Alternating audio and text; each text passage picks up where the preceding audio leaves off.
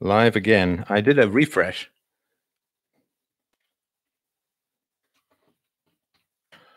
Live again. I did a refresh. Um, I don't know if we're coming back or not or what. Well, we're back. Oof. Good thing I wasn't talking about censorship when the stream died. Boy, that would be an odd coincidence, don't you think? All right, we're back. I broke everyone. Is BioShock an argument? Actually, wasn't that great a game, in my humble opinion. I like me a first-person shooter, but that was not it for me. All right. All right. All right. Let us get back. I just want to make sure my producer's back in here. I'm back. All right. F5 saves today. All right. Have I read Anarchy State and Utopia? I think so. Boy, I'm pretty sure I have. But all right. Let us go back to where I was. I was just starting a new question. And I'm going to get to the super chats, I promise you. Yeah. So the question was, social justice warrior, feminist dress code, colored hair, crazy makeup, wild outfits, and so on.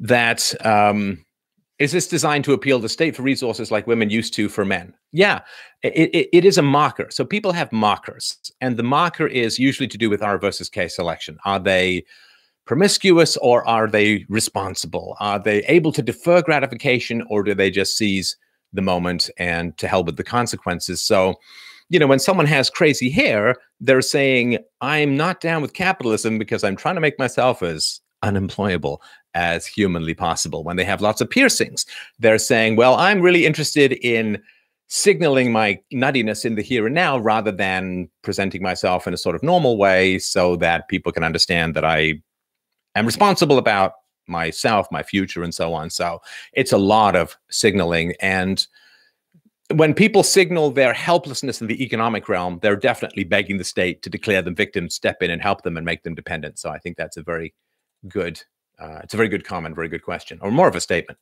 Here's another super chat question. I feel like I need to read this with a cape. The left changed from a liberal ideology in the 60s to suppression in 2018. So we might end up in jail for blasphemy. Do you think this sudden change is a natural cycle or an artificial one? No, it's when a group, when a dictatorial group is small in number, they will use freedoms, they will demand freedoms, they will support freedoms so that they get to have their voice. And then when they gain enough power, they shut down those freedoms so that other people don't have a voice, right? So this is sort of very typical. Why was the left into free speech in the 1960s? Because they were small and they were just beginning to emerge, and all that communist stuff that was being pointed out by Richard Nixon and Joseph McCarthy. It was a small and emerging movement. Now, you know, they dominate the media, they dominate academia, they dominate the tech companies, they dominate in many ways in government and newspapers and magazines. Like, so now because they're dominant, they don't want free speech anymore. They only needed free speech when they were small. Now that they have gained power, they don't want free speech for others. So I don't think it's natural. It's a natural way that you kind of gain power. So a super chat question: graduating with a BS in physics soon. Any advice? Well, you are number one. I bow to you in terms of average IQ. So the highest IQs are in the physics department. The second highest are in the philosophy department. So I guess I would include that fact in my resume if I were you. And then anybody who understands IQ understands that you'll be able to do a great job with just about anything that you put your hand to. So another question, Steph, I'm committed to peaceful parenting. Good for you. I'm committed to peaceful parenting, but am having trouble getting my toddler to sleep or play on his own. I'm tempted to follow Peterson's chapters on parenting. Any tips for very young children? You can't get your toddler to sleep. Trust me, if you've had a kid in this kind of situation or environment, my daughter does not like to go to bed, does not sleep, but that's okay. I'm kind of the same way. Look at me, 9:30 at night and chatting away with the greatest audience in the history of the known universe. But so don't try to get your toddler to sleep. There are things that you can do for a soft landing with toddlers, you know, like dim the lights, conversations and chats, nothing to, and, you know, exercise during the day and all that kind of stuff. But if the child feels connected and happy, they're much more likely to sleep. A toddler will not play on his own or her own in general.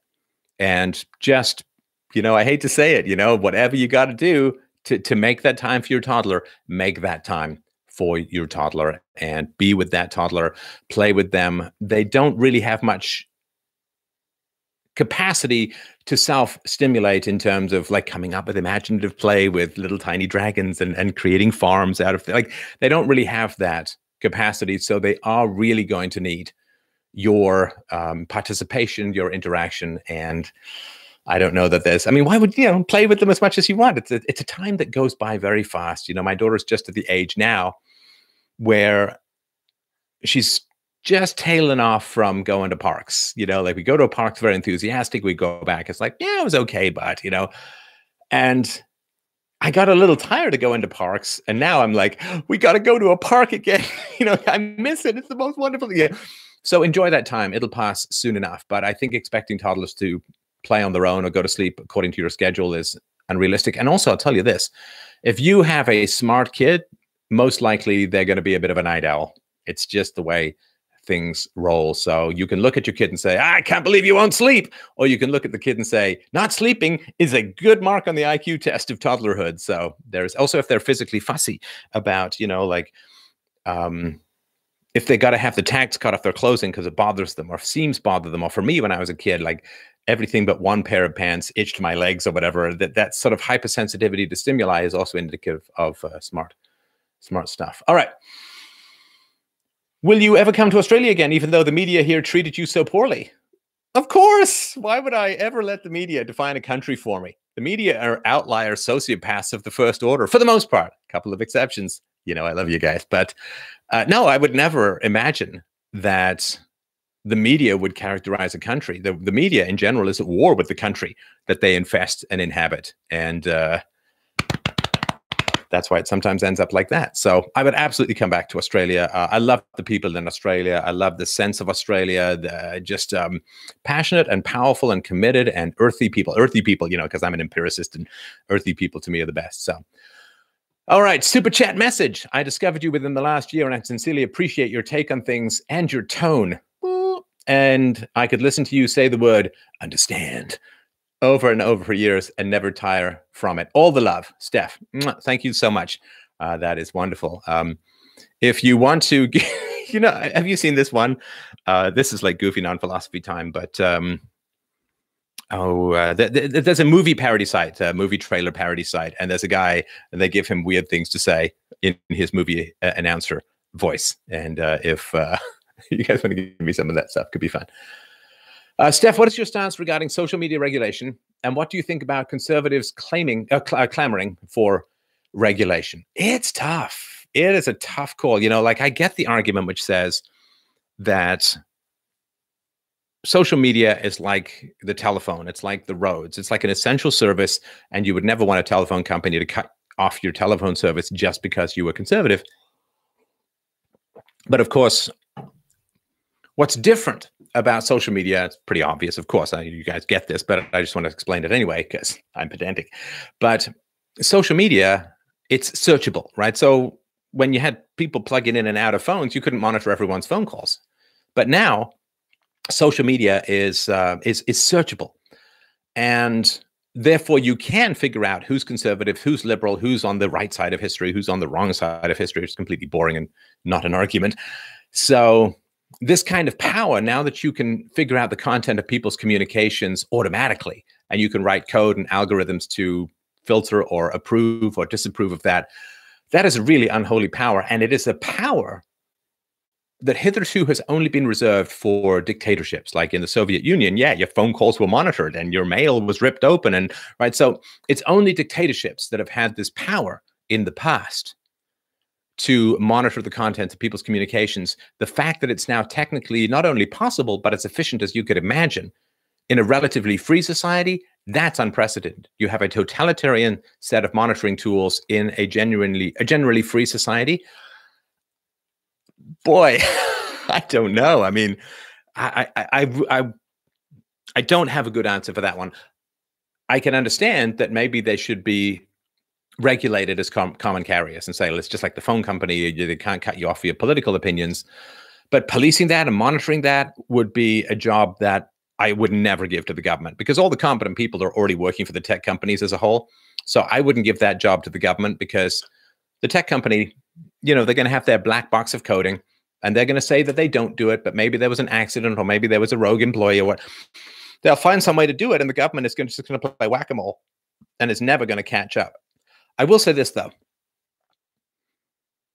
Libel and slander laws really need to be changed in America. They are mental, absolutely mental, and they are really designed to give huge cover to the media. And particularly if you're a prominent person, if you're a public person, if you're a known entity, your odds of winning any kind of libel or slander case, virtually nil, because you have to prove malice. And of course, because they know that, well, they won't record any malice and they'll deny it. So that is crazy. What I would say, though, is that right now the tech companies have immunity from the content of their websites, right? If you write something horrible on Facebook, if you death threat on Facebook or whatever, then Facebook is not liable, because they say, hey, we're neutral. We're just a platform. We don't have editorial control. We don't have editorial restrictions over what gets published. Now, they are skating a very, very close to the edge, thin line situation here, because the moment that it's proved that they are exercising editorial control, in other words, the moment that it's proved that they're pro-leftist and anti-conservative, then they're no longer a neutral platform. They are a publisher, not a platform. Platforms are immune to the content that is put there, but publishers are not. So if the newspaper publishes a death threat, then they've chosen to do it, and they're responsible for that and all that. But if somebody writes a death threat on Facebook, Facebook is not responsible, because they're just a platform. If it turns out that somebody can prove that they're publishers, and in my opinion, they're really, really close to that, if not already there, because they're exercising such politically focused control over particular sites. Like, what is it, 90+% of traffic to conservative sites has been eliminated by Facebook. And the mistakes only ever go one way. Like, it's only ever conservatives that are suppressed, never liberals and so on. And when you see that Alex Jones has lost his Twitter account, but Hamas still has their site, or their Twitter account. You have Sarah Jeong also has her account and so on. I mean, it makes no sense, right? I mean, from a neutrality standpoint. So I think that what has to happen is they are going to, well, first of all, the tech companies should just stand up to the social justice warriors in-house. They should just stand up to them and just fire them if they have to. Well, that will mean firing a lot of women and maybe some minorities. So that is, but just have to stand up to them and say, we're not doing this. We're not doing this. You sit down, you have a big company meeting, you take everyone off site. I mean, I've been a business leader in a smaller company, admittedly, but you take people off site and you say, here's the big picture of what we're doing. We are responsible for hundreds of billions of dollars of shareholder value. We are responsible for facilitating communication around the world. And we are not going to put our fingers on the scale. We are not going to start playing politics with the content of our users' posts and messages and videos. We are not going to do it. Not only is that wrong, and it's an abuse of power, but also it exposes us. And there will be a court case, and probably more than one, there will be a court case saying, you guys are publishers, not platforms. And when that happens, if they're found to be publishers, they're done. The tech companies' value will evaporate almost instantaneously, because they will be subject to so many lawsuits that it will be absolutely impossible for their business model to continue. And that's the fire that they're playing with. If the tech executives allow social justice warrior employees to turn them from a platform into a publisher, they're going to destroy those companies. And, well, dinosaurs and mammals, we've seen this story before. So I think I would prefer for it to go that way, because government regulation is it's terrible. All right. Super chat questions. What do you think is going on with Jeff Sessions? Do you think the Trump admin is waiting for an opportune moment to pursue the Hillary corruption? Guys, no. Hillary is not going to jail. These guys aren't going to be prosecuted. In my humble opinion, it's not going to happen. The reasons why it's not going to happen are not particularly relevant, because it's not going to happen. It is terrible. I mean, Trump could declassify all of this stuff. He could, I mean, certainly with all the FISA stuff, you know, it turns out that there's the government says, oh, we don't have any FISA warrants. It's like, okay, well, that means pretty much that Barack Obama approved it, because if there's no FISA court warrant for surveilling people, then it has to go through the president, in which case, well, Obama approved the spying using government power on a rival political campaign, which is truly third world crap.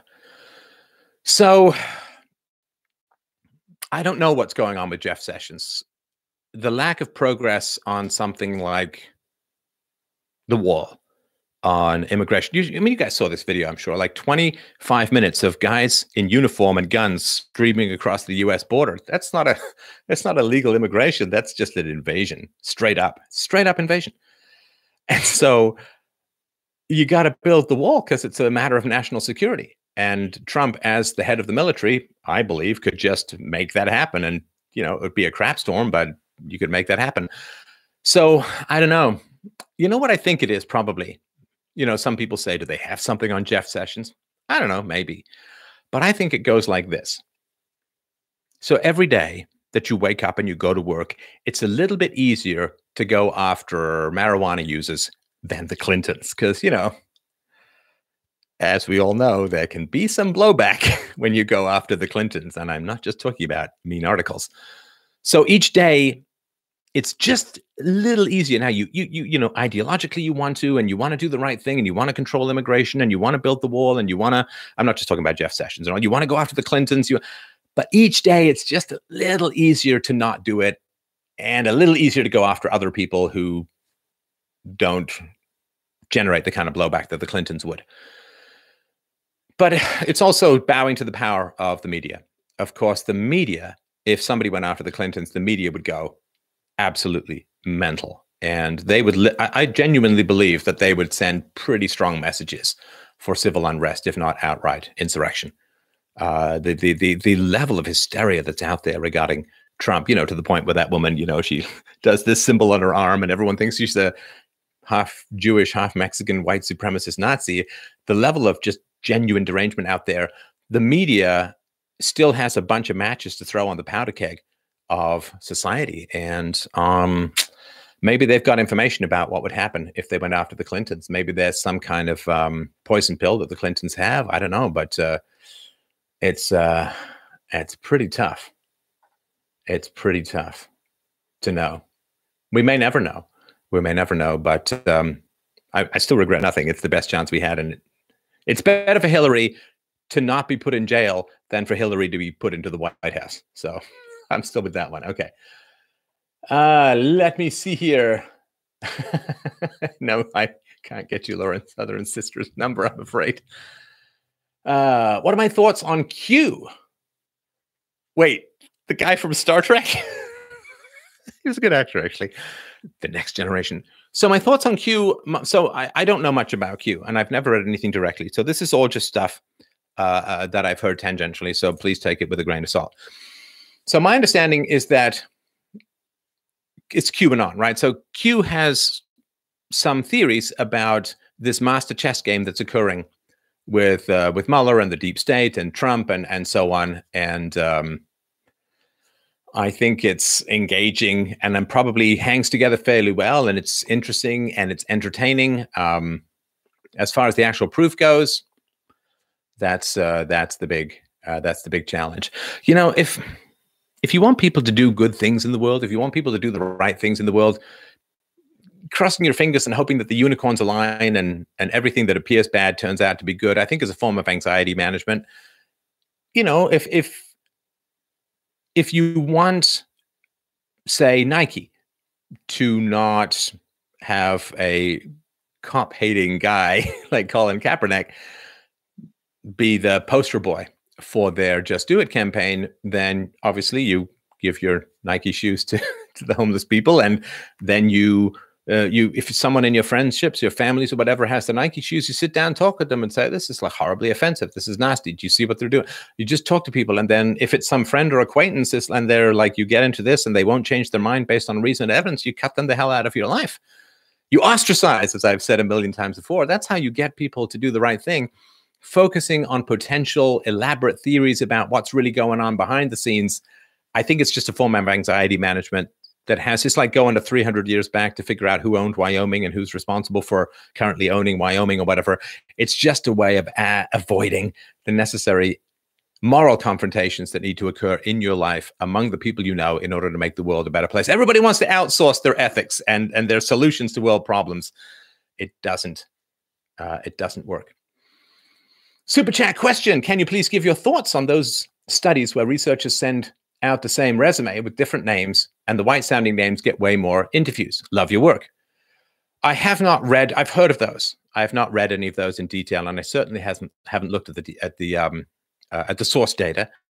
I guess my question would be, let's say you're in China and there's a bunch of Chinese names and then there's Bob Smith. Do you think Bob Smith's going to get a lot? No, it's going to go to the Chinese people, Chinese sounding names and so on. And that's sort of one thing. So maybe just a bunch of people who it's like, you know, they say white privilege, just, at least for now, it's just majority privilege. I mean, it's just majority privilege. You know, if Japan, strangely enough, seems to be well tailored for Japanese people, you know, the heights, the subway cars, the low tables, the haircuts, you know, where they're all working with that wiry East Asian hair and so on. So yeah, funnily enough, you know, your doll's house is made for dolls. It's doll privilege, right? I mean, it's ridiculous.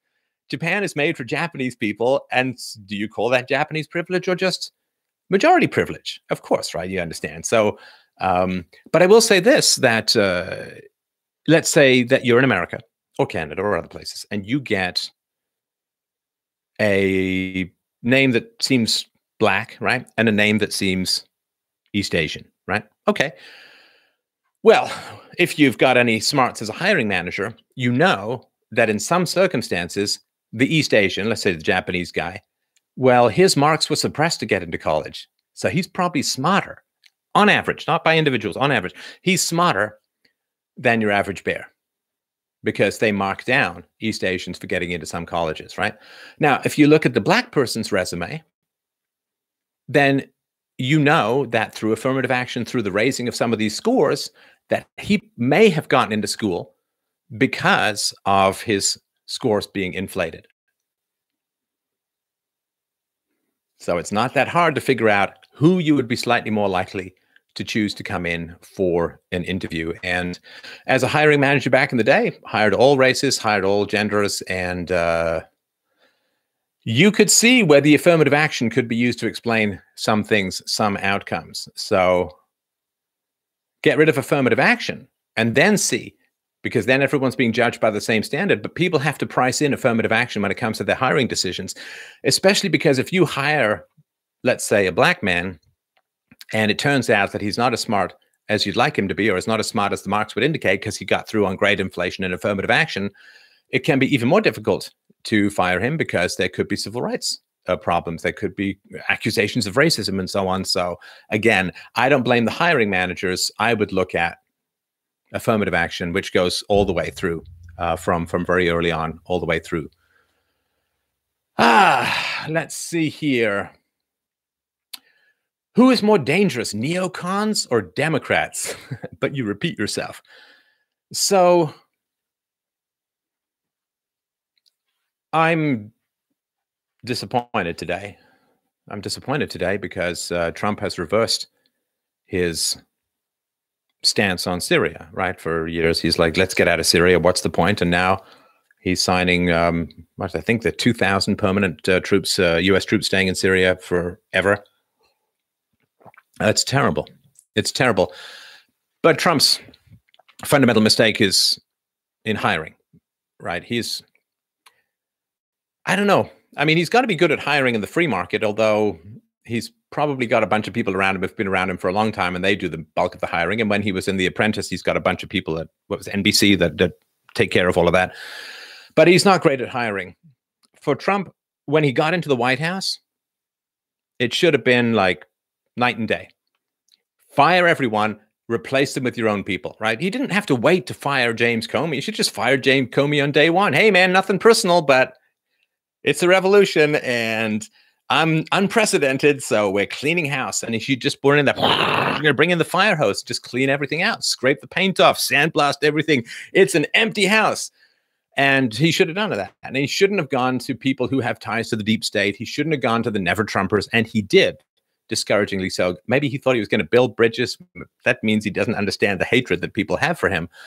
So he should have just gone in and fired absolutely everyone he could lay his hands on. And then people couldn't say, oh, it was for political purposes. Oh, it was for this. Oh, it was that. It's like nonsense. Nonsense. So he should just gone in and fired everyone and then hired people who had supported his campaign and hired people. And I don't care who they are. They could have been anyone who's smart and competent, and just have them come in. And then he would have had a real phalanx with which to take on the deep state.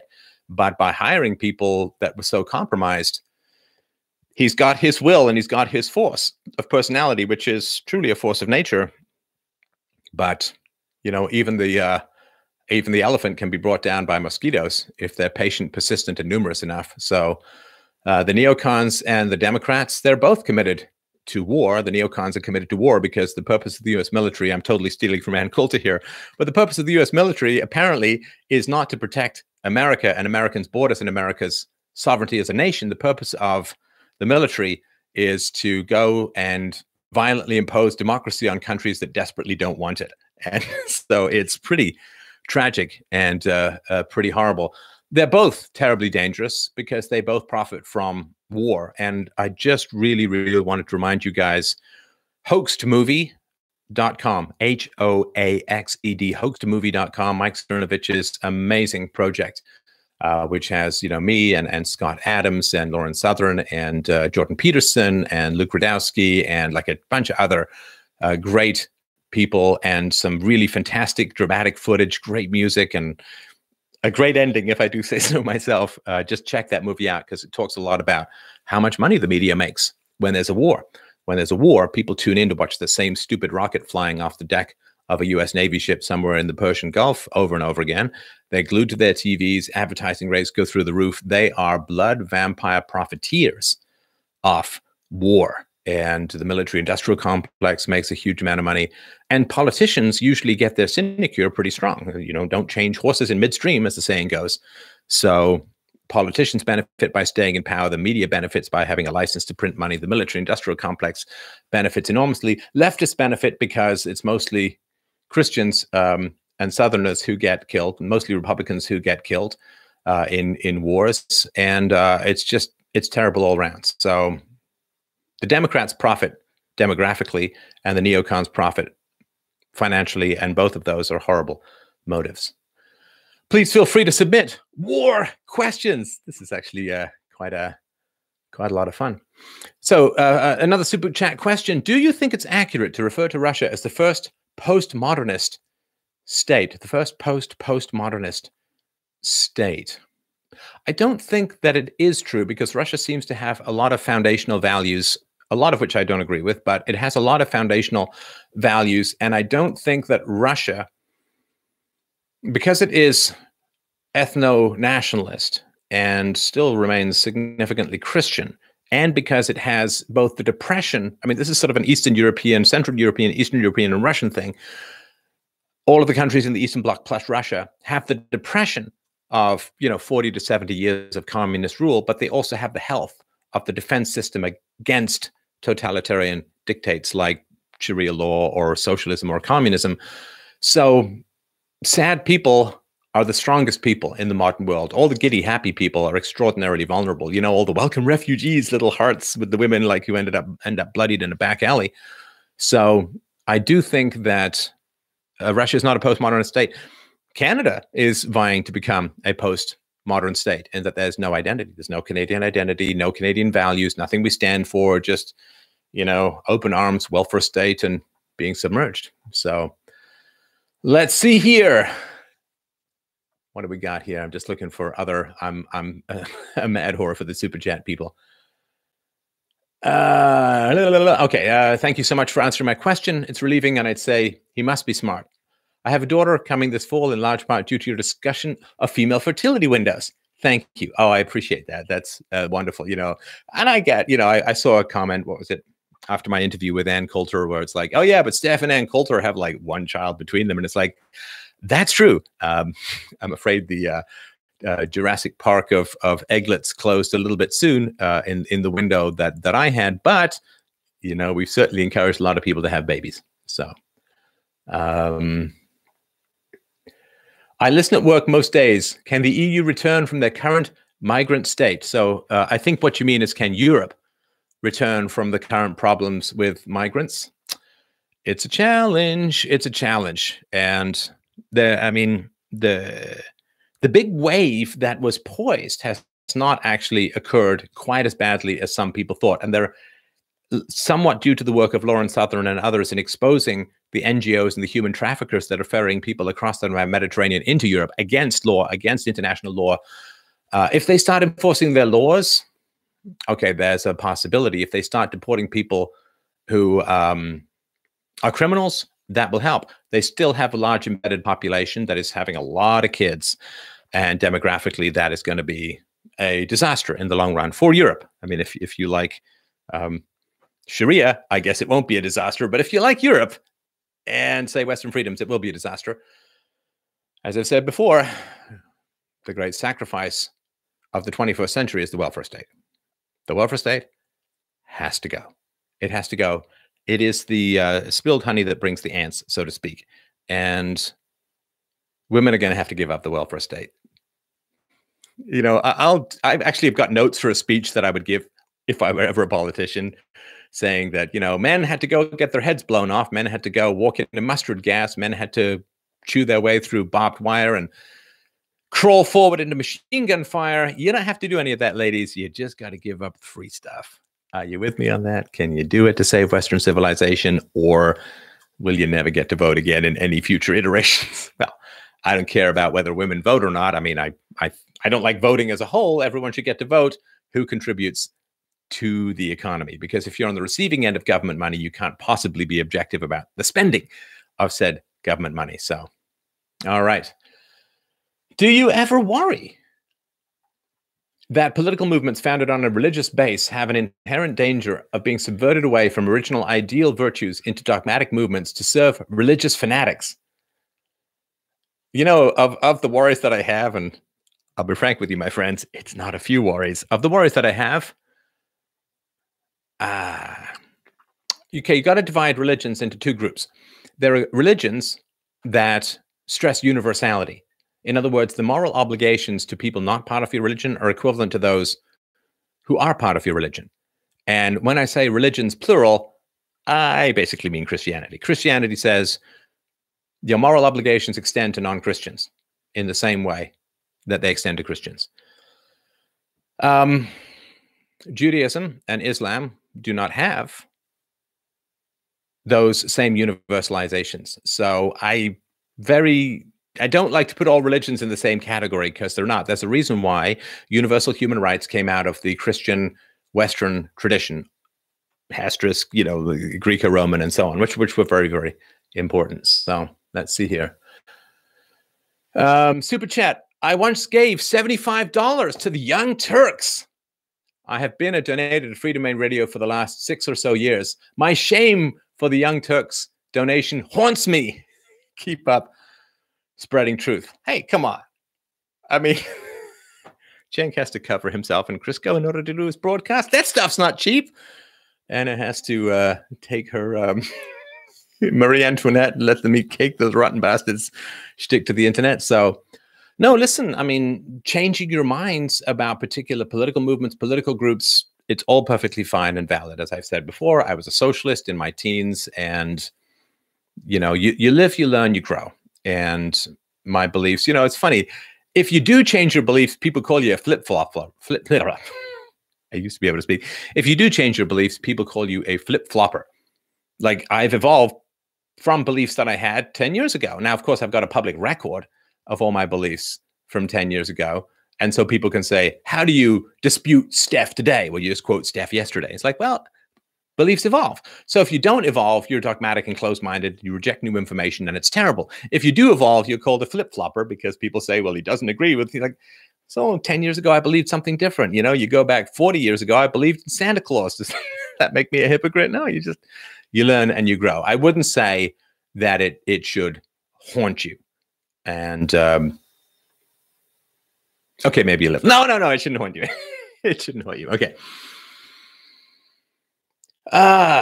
Stefan, what is your favorite anime goth girl? Elvira? No, I'm afraid I don't really follow anime. I do know that apparently there's a lot of anime crossovers when I interview people that other people like.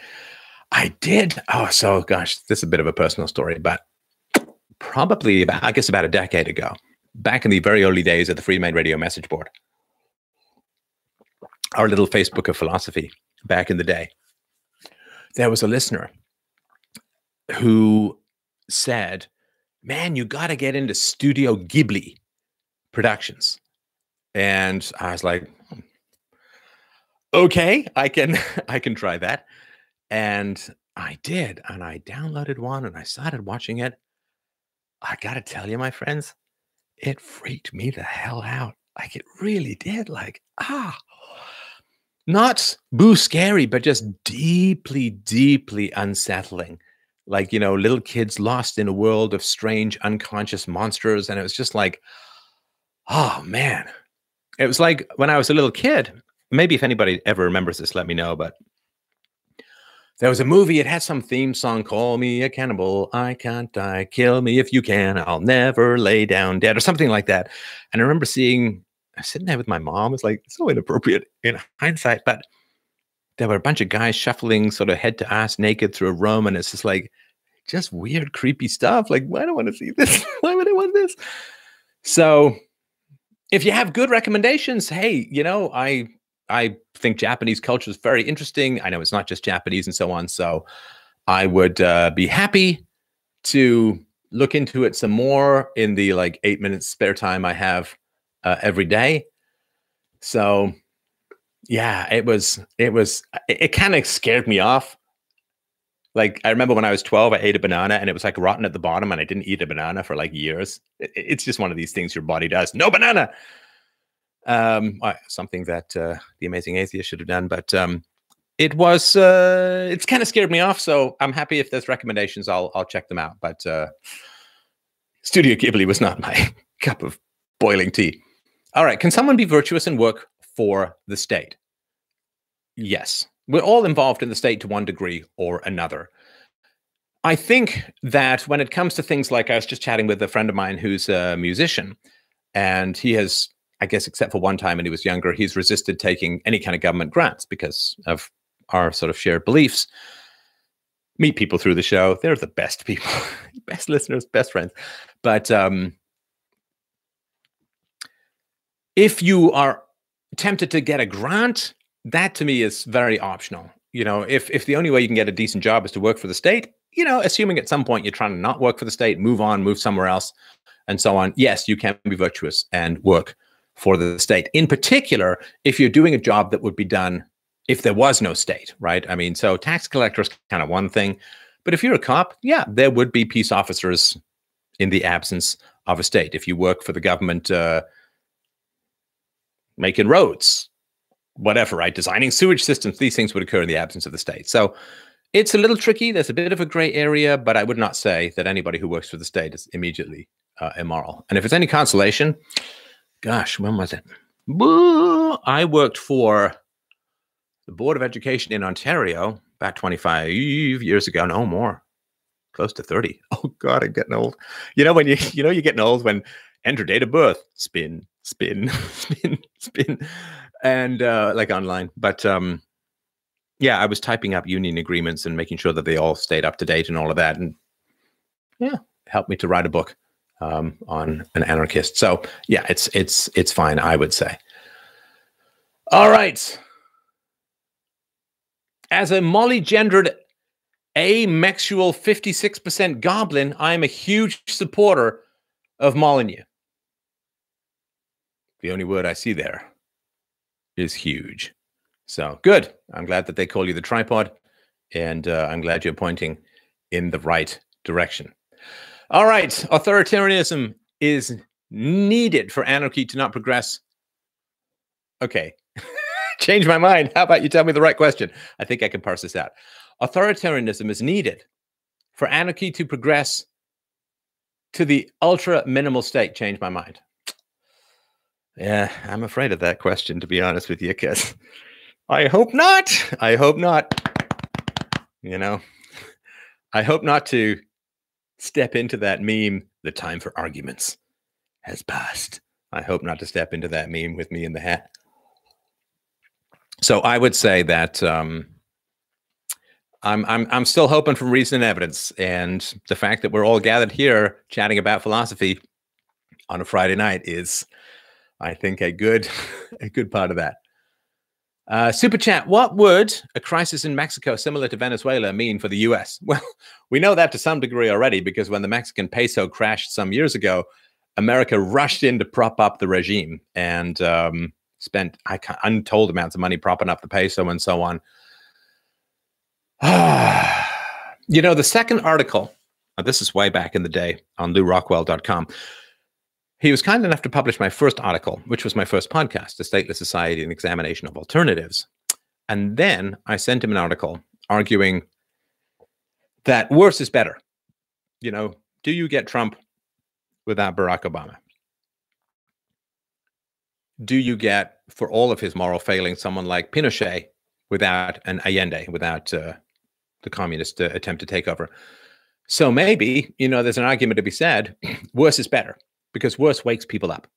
And so if there was a catastrophe in Mexico, the socialism imploded and so on, and people just started streaming across the border en masse, would that be enough to wake people up for the need for a war? I don't know. It would be nice to think that people could make their rational decisions before catastrophe occurs. And certainly we have the first chance to try to achieve that with social media and this amazing communications technology. But it's, you know, I'm telling you, man, I mean, I like every day, I think about it every day. It concerns me, sometimes very deeply. And every day I'm like, what can I do? What can I do to try and stem this tide and turn it back and try and stop it and wake people up? I know we all think these things probably daily. I try to keep it out of my mind at 3 o'clock in the morning because Steph Bot needs his beauty sleep. But I don't know. Is worse better? Can we prevent it from escalating? I don't know at the moment. But because I don't know, I'm doing everything as if it can be stopped by reason and evidence alone. So, all right. Thank you for your videos. Thoughts on raising our child as a Christian despite our beliefs being more agnostic? What an interesting question. Boy, would have been a pretty easy answer for me a mere 5 years ago, but I know some pretty nice Christians, to be honest with you. And I don't know a lot of really nice atheists. So here's what I would say. The challenge, if you're more agnostic but value the values in Christianity, is something like this. Philosophically find and extract the values in Christianity that make sense, that are logical, that are good, and then use philosophy to bring those values into your children's hearts and minds. Saying God said it, it's written in the Bible, virtue comes from God, is a disastrous shortcut over the chasm of developing a rational system of secular ethics. So I would say step up to the challenge, find the values and virtues in Christianity that you like, which I like too, and find ways. Like, I didn't just come up with some system like UPB. I had the four challenges, which come out of Christianity. Thou shalt not assault, largely come out of Christianity or sensible moral systems, right? Which is no murder, no theft, no assault, no rape. And so I didn't sort of invent, well, what possible systems could we have? Well, those were the systems that I grew up with, and I needed to find rational ways to justify those without gods, without governments. So I would say that find the values that work for you, find ways to extract those values and transfer them philosophically. So, hey, Steph, great live stream. What do you think is the one thing men in the West can do to save civilization? Sex robots, artificial womb. No, wrong channel. One thing men in the West can do to save civilization. Speak philosophically. One of the things that I learned about researching IQ is finding ways to talk to people about philosophy in a way that works for them, in a way that impacts people in their hearts and their minds, gives them tangible actions to take. Talk to people about truth, reason, and virtue, and wake them up from this dream that hidden, smoky, smoggy violence is going to solve everything in the world. It's not. It's going to make things worse. Wake people up to the gun in the room, or wake people up to peaceful parenting, wake people up to fiat currency, and find ways to do it that is not hugely antagonistic. So yeah, punch myself because occasionally I'm hugely antagonistic. I'm trying, people. It's hard. It's hard. So I would say that. Super chat. I enjoyed your Doom 2016 review. Oh, every now and then, it's not that often, but a little bit here and there. Every now and then, my friends, I sit there to myself and say, I've done a lot of work in philosophy. Maybe, just maybe what I could do is do tech reviews and video game playthroughs, just for a while. Nobody can say I haven't done a lot for philosophy, but it's just a dream. It's just a dream, So yeah, I like me some video games. Don't really get much time to play these days. And I love new tech. Oh, it's my crack. Like, it's literally, I have to, my wife will spread out these Best Buy and Staples, spread out, here, honey. And it's enabler. Because she knows, oh, I can try this. So the unboxings and so on, it's oh, I could do that. I could just boot stuff up and play around with it because I love doing that stuff. But it's no time, must do philosophy. So anyway, I appreciate that. It was a fun review to make. And I don't think, okay. Super chat, how to eliminate the welfare state without violent reaction and strategy in general. You keep pounding the ethics of it. Read up on the abolitionist movement, right? The movement that ended slavery for the most part around the world. Read up on that stuff. Slavery ended in every country except for America peacefully. And, you've seen my stuff about, we're going to do a presentation on the Civil War. And if you've looked at the stuff I've done on Abraham Lincoln, you'll know that the whole argument about the Civil War being primarily about slavery is dicey. But talk about the ethics. If you talk about the ethics, the taxation is theft, the welfare state is exploitation and predation, then the welfare state will fall away from people once they understand its immorality, just as slavery did. And it doesn't need to be some big giant insurrection and revolution if we can communicate to people about the ethics as a whole. Super chat, do you think Disney movies are healthy for children? It's a big question. It's a big question. I think that they are if you use them to talk about themes with your children, right? So, I did this big review. It's actually been very popular. It's a big review of the movie Frozen. And some of that review came out of me having conversations with my daughter who liked the movie Frozen. And we were talking about, the men work to create the ice. The women are just pretty and the ice magically appears and so on. And so I would say that what your children consume that's age appropriate is less important than the conversations you have about what they consume. And so I don't think you have to be really careful with what your children consume if they consume it unintendedly. Sorry, it's not even a word, but if they consume it without you engaging with them. But in general, movies, I don't watch a lot of movies these days, although Billions is good. I know it's not a movie, it's a series. Billions is very good. But aim to have a conversation about the movie at least as long as the movie, and hopefully longer. And I don't think that it's unhealthy. See, if you keep let's say there's unhealthy messages in movies and you keep your kids away from them and don't talk about them, and then they get exposed to them later when you're not around, they're going to be more susceptible to them. Teach them the ninja defense moves that they need to stay away from Studio Ghibli movies. Now, teach them the ninja defense moves that they need to process hostile or difficult or anti-rational views in culture. So, arm them and prepare them for the culture wars up ahead. All right.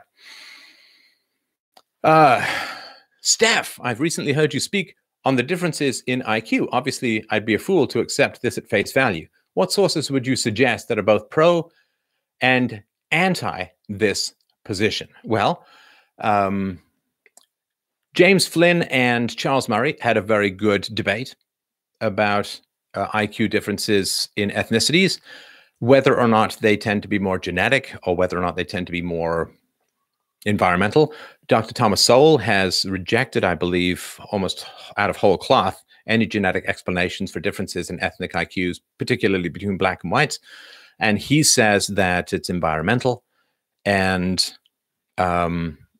he says that for mixed race kids, well, the reason they have a higher IQ is because he's got a white father and a black mother in the slave time. So, of course, the white father would have more interest in the mixed race kids because half his. So there's a lot of differences, a lot of good explanations, a lot of different explanations. So the differences in racial IQs are indisputable. And again, never judge individuals. We're just talking about general trends. No dispute, no question about this. And where they are now, they really haven't changed a huge amount since the 70s. There was a little bit of closure. So now the cause, I mean, this is from the bell curve. Herrnstein and Murray said that they remained resolutely agnostic on whether it's environment or genetics. 85% of IQ is genetic by the time you're in your late teens. Are we going to say racial differences in IQ can't be at all genetic? I think that would be a foolish position. Can we say they're 85% genetic? I don't know. And it kind of doesn't matter in a way. Because even if we say, okay, IQ differences 100% environmental, we still don't know how to change them. Because let's say that you have a parent with an IQ of 85, well, what kind of environment are they going to provide for their child? Well, not a very highly stimulating environment, because they're going to watch kind of dull TV shows. They're not going to be a lot of books, if any books around. The conversations are all going to be very shallow or non-existent. There probably is going to be impulse control problems to do with addiction or abuse and so on. So it's really, really hard to budge. And given that we don't really know how to budge it, whether it's genetic or whether it's environmental is not, to me, the fundamental question. The question is, we just need to be aware of it to reduce hatred against whites and hatred against East Asians, because that is a very, very dangerous force in the world. And if you believe everyone's equal, but East Asians and Caucasians are just richer because they're mean and racist and steal and exploit, and you're going to get mass murders. You are going to get mass murders going on, and it is going to be absolutely brutal. And IQ gives the explanation. It answers the question, and it gives us avenues of conversation that can revolve around something other than race baiting and race blaming, which we desperately need as a society. All right. Super chat. Do you feel that as an adult, is there any reason to find out one's IQ? Should parents have their children's IQ tested? That is an interesting question. Oh, is my webcam blurring out here? Right, it just got blurry there, didn't it? Hang on a sec here. Like I'm doing some makeup tutorial. Hey, welcome to my fingerprint. There we go. All right. So I've not had my IQ tested. I've no particular interest in getting my IQ tested because I'm succeeding enormously in my chosen occupation, in my chosen field. I mean, I'm very happy, very proud, very pleased. I really don't know how I could have done it much better than what I'm doing it. And again, massive thanks to everyone out there for making all of this possible. I love you guys so much. I don't want to get too emotional, but I do. And I really, really appreciate it. But I would say that if you feel that your intellectual ability should give you greater station than you have achieved, then it might be worth testing. Like, so maybe you were raised around a bunch of people who were IQ 90 and you're IQ 105. Well, you're going to be a lot smarter than the people around you, but that's not very high IQ. So maybe what you do is you look at the people around you and say, man, I'm a genius, right? And then you go out into the bigger world and you really don't succeed that well. Maybe you struggle through college, you can't get into postgrad or whatever. And, is it because you're a conservative and everybody hates you because they're leftists? Or is it because you don't like communism? Or is it because you're a race realist? Who knows, right? But it could also be because you're just not that smart.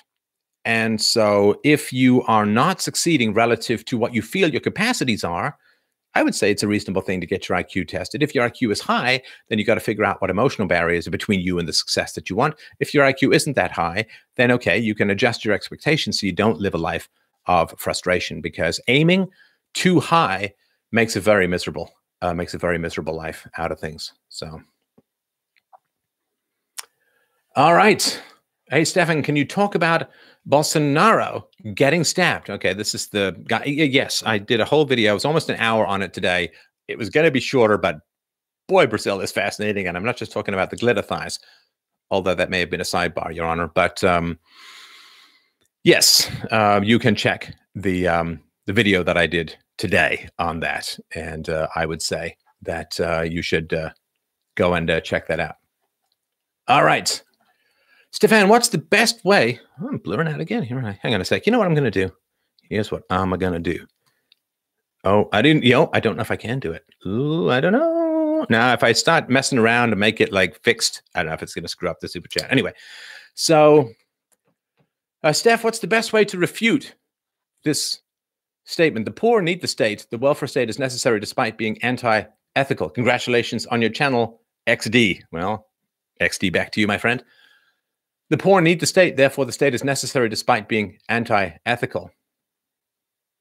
I don't know how need trumps ethics. I mean, I have no idea how need trumps ethics. You know, a man, I mean, I talked about this in the call-in show recently. You remember that Afghani migrant in Germany who raped, I think he was a 10-year-old boy in the change room of a public swimming pool because he had a sexual emergency. He needed, you see, to rape that boy.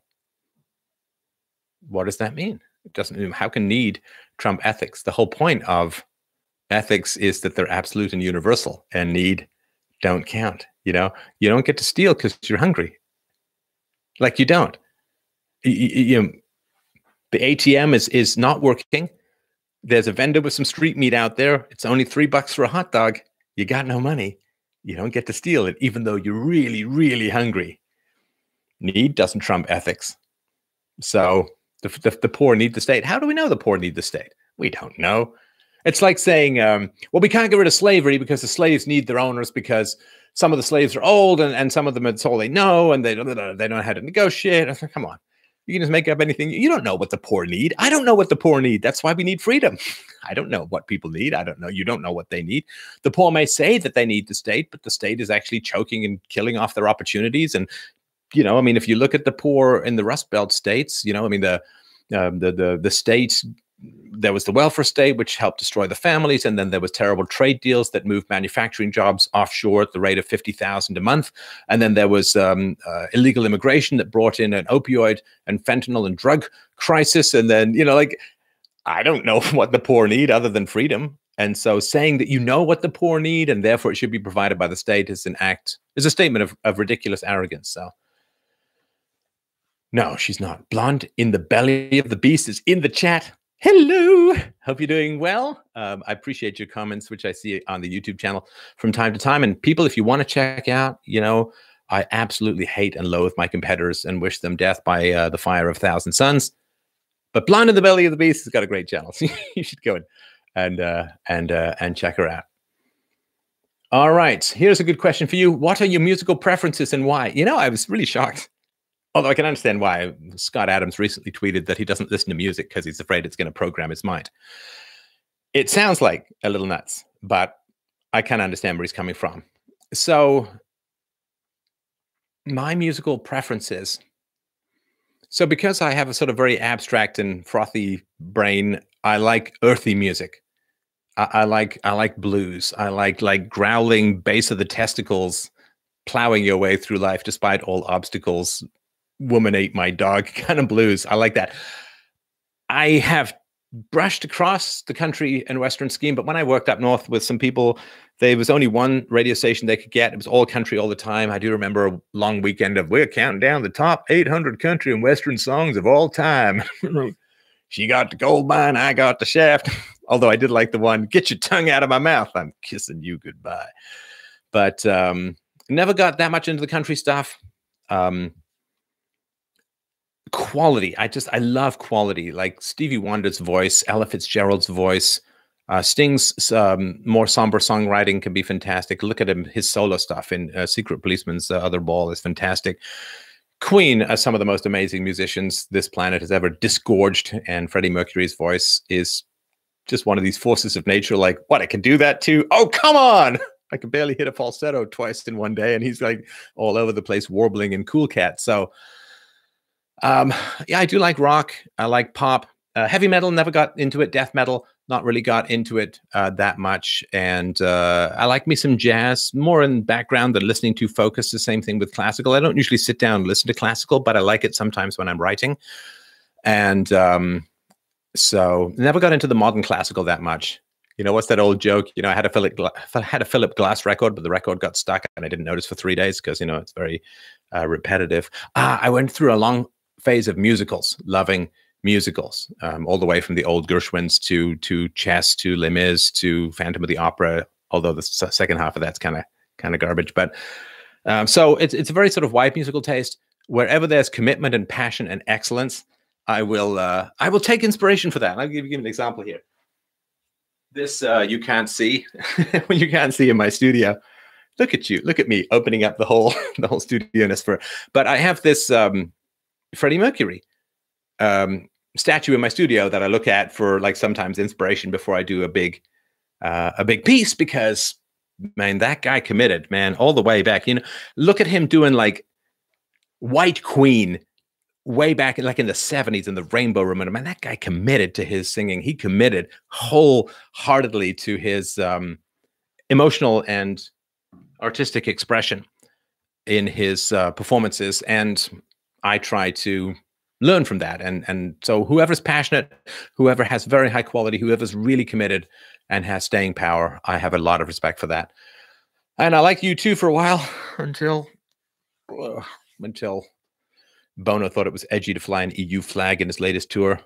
Good riddance voice. Oh, great singer, though. Great singer. And his stuff with B.B. King was great, too. Gospel, soul, love that stuff. Even way back, Sam Cooke and the Soul Stirrers. I love that stuff because, again, there's that Christian passion and commitment to the musicality. And, yeah, so a lot of, I mean, music. I used to just like listen to music all the time. It gets a little tougher to find time for it now. And my brain did get a little bit blown out by some of the tiddlywinks music that goes along with having a kid who's very young. But yeah, Supertramp also great. Roger Hudson's like wailing banshee voice is really quite good. And I remember being quite moved by not the Logical Song. Jimmy Breen was king, his brain was always winning. I can't keep track of mine. It's really quite a joke. Asylum. That's right. Asylum is a great song. And about self-knowledge and the mortality of the identity that occurs with the revolution in thinking. It's really, really good stuff. All right. Couple more. You guys having fun? You enjoying the back and forth? It's a different kind of format. I kind of like it. All right. Super chat. What can someone do to become a man? Listen to B.B. King. What can someone do to become a man? By this, I mean achieve courage and self-discipline and group/leadership skills. I've been recommended the army or martial arts. What are your thoughts? Okay. It's a very big question. I've been mulling over doing a series on this because, you know, I was raised by a single mom and manhood, masculinity was not the most innately easy process for me to achieve. So the problem is that men get kind of two messages and one's kind of displacing the other. So the first message about manhood is,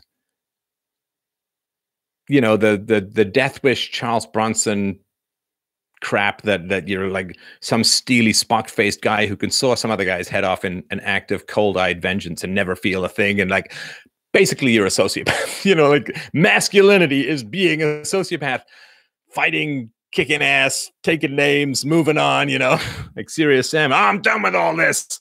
I want a steak, a hot tub, and a massage, you know, and it's like, I don't care about all the people I've like. So that aspect of manhood is manhood that is useful to the sociopaths in power. It's not useful for you as a man. It's terrible for you as a man because you're emotionally inaccessible to your wife, to your children, And you may be a good protector, but you can't provide the emotional sustenance that keeps your family alive. So assertiveness is the big challenge for manhood. Being coldly comfortable with violence is not the same as being assertive. It's just elimination rather than negotiation, elimination of the enemy rather than negotiation with the enemy. Or hopefully you'll find a way to make them, at least if not a friend, some sort of non-enemy. So I think it is really all around assertiveness, and it is around positivity, and it is around leadership.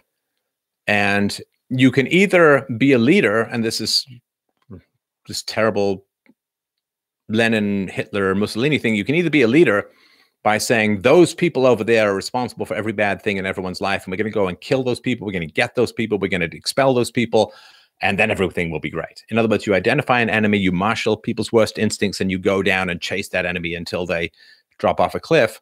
Or instead of hating often an imaginary evil, you can love an actual good, and you can try to inspire people through your love of virtue. And that's a tougher row to hoe, but has much more productive rewards in the long run. So being positive, being confident, being loving virtue, and being unafraid to confront evil is a very important thing. And I don't mean foolishly unafraid, like you go walking into some criminal den or whatever. I mean, just when people are being malevolent in a verbal sense, having the commitment to stand up to them and stand against them. And you saw some evidence of this, I think, for me in Australia, New Zealand, and so on. And I'm sure some more will be coming along at some point. But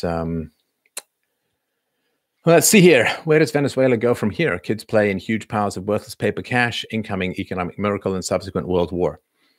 Well, they die or they become free. That's all there is to it. I mean, where does it go? I don't know. I mean, I know where I want it to go. I know where I would make it go if I could, but can't snap my fingers and make the world free. So they either learn and become free, or they don't learn and they die or they flee. So let's hope they choose what's behind door number F rather than door number D. How did you turn out all right being raised by a single mother, Stefan? Well, philosophy and therapy. Philosophy taught me to think critically and rationally, which meant opposing the craziness of my immediate familial environment. And therapy taught me to process my emotions rather than merely analyze them from an intellectual standpoint. You have to experience your emotions in a deep and vivid sense. Your emotions want to help. Your emotions want to keep you safe. Your emotions want to protect you, and they want to empower you. But they are alarming. And the longer you hold your emotions down and keep them at bay, the more aggressive they get. The more aggressive they get. And then what happens is you then become frightened of your emotions because they seem so insistent, and then they show up in dreams. And if your emotions become toxic against you, they will undermine your success. And we've seen spectacular flameouts of successful people on a regular basis in society. And I assume that's because they've rejected their emotions in pursuit of some soul-squelching ideal like status or fame or money or power or something like that. So if you let your emotions out, if you let your emotions inform you, if you listen to your emotions, you know, I've got this concept called the Miko system. And thanks, I did see the comment about my free book, Real-Time Relationships, The Logic of Love. I appreciate that. People say it's changed their lives, and I think you should check it out. It's free. You should. Audiobook as well if you want. But in the Miko system, no one's in charge. Everyone gets a seat at the table of the personality, but no one's in charge, right? So I have an inner mother who can sometimes be scary to me, but my inner mother is there to protect me from the real mother out there who is very dangerous, a very dangerous person. Like I've mentioned this before on the show, like my mom, when I was like 2 or 3 years old and trying to run away from home, she picked me up, she beat my head against a metal door. Like I really could have died or got some terrible concussion or brain damage and something. So she was a very dangerous person. So I had to create an inner mother alter ego that kept me back from confronting or inflaming or angering my mother, because that could have been fatal. And so sometimes that internal mother can be kind of overwhelming to me, but I have to remember that she's there to help me and to protect me. And she's got very strong insights about crazy people in the world that she's there to help protect me from.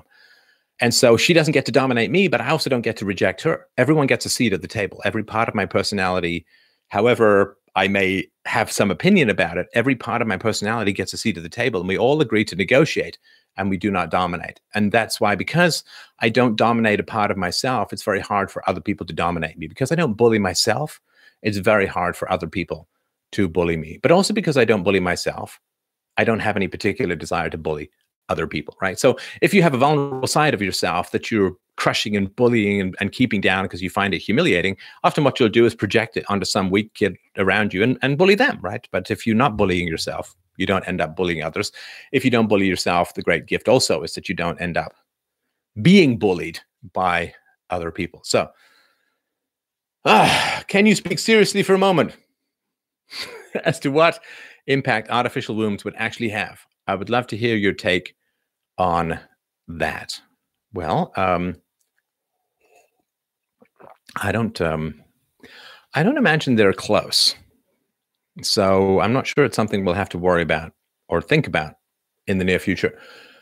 Well, if artificial wombs empower men and we still live in a feminist-dominated democratic gynocracy, they'll just be banned.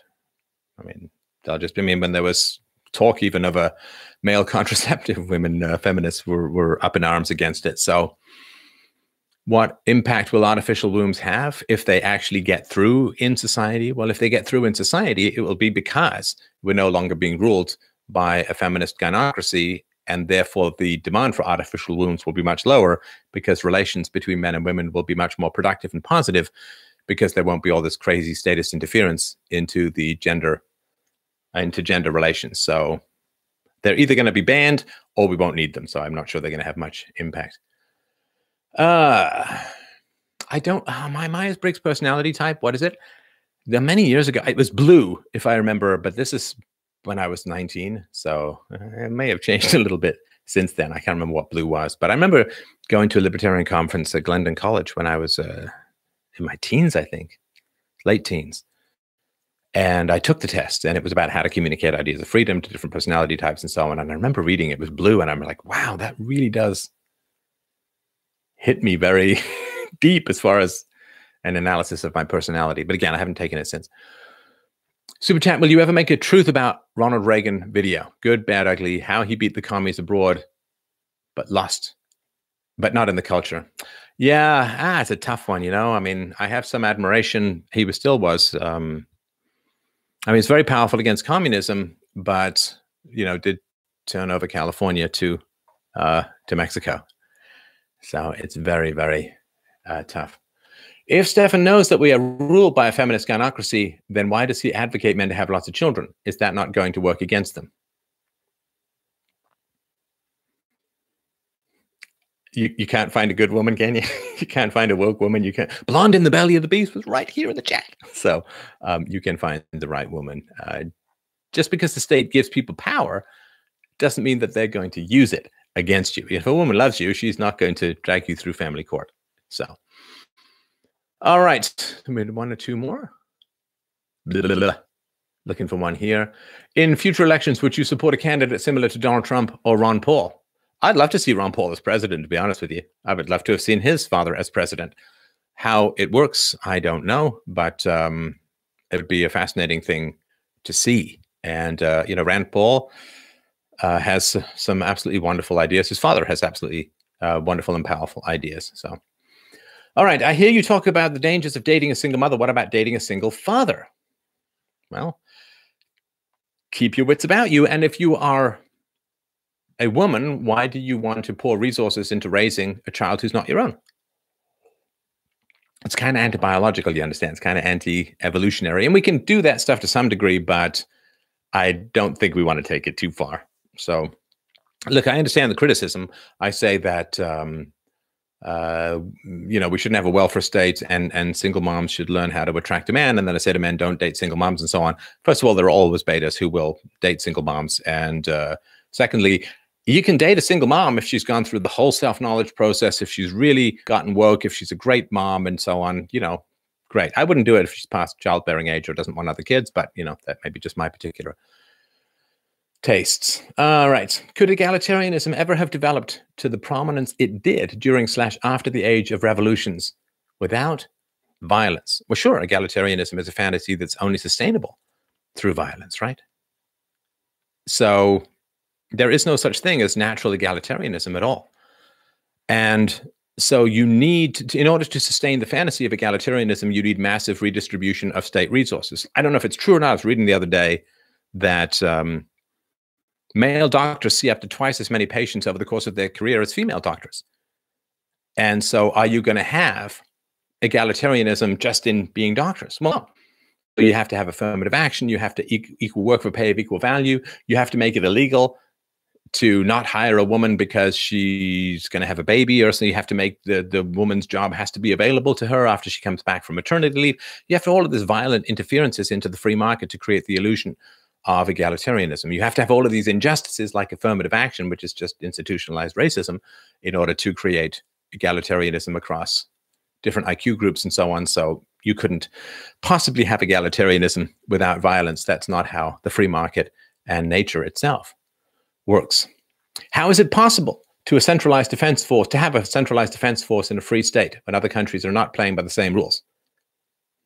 Do you not know about the Middle East? Do you not know that both Russia and America have been defeated in the Middle East? Well, the Russian Empire was defeated in Afghanistan, and it was one of the things that triggered the downfall of the entire Soviet Empire. And America, with all of its astounding spending, has been defeated by what is effectively a free market security force, right? I mean, this is what Eric Prince was talking about. The guys in the back of a pickup truck in flip-flops are defeating a giant Navy, B-52 bombers, nuclear weapons, satellites, and Stinger missiles.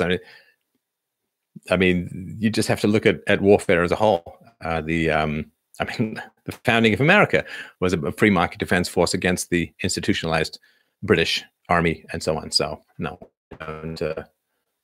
it's much more effective. What do I think about IFS, internal family systems therapy approach in psychotherapy? I like it a lot.